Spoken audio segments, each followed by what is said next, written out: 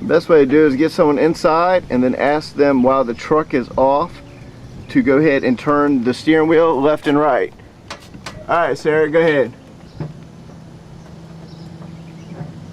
And inside the vehicle, turn your steering wheel left or right. You want to check out your ball joints. Alright, go ahead, Sarah. Go left or right. As you see on this one, it is wiggling.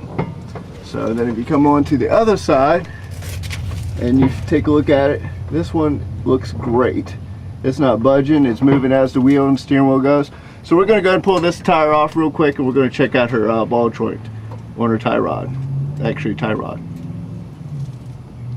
Now as we took the tire off and we moved it, it didn't come out of the hole so much, but as I was pulling out the cotter key right here, it's literally finger tight. So we're going to go ahead and pull this out and we're going to tighten it up.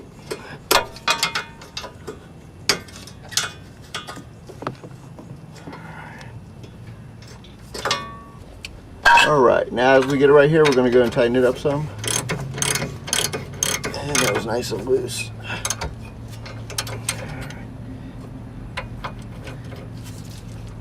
And make sure you tighten it to where you can get the cotter key back in too. A little bit more to go. And we're done. Alright, now that is a good reason why you should be checking your front end every once in a while. Have someone else get in there, turn the steering wheel, check your ball joints, tie rod ends. That way you don't have an accident when you're hitting like potholes in the road.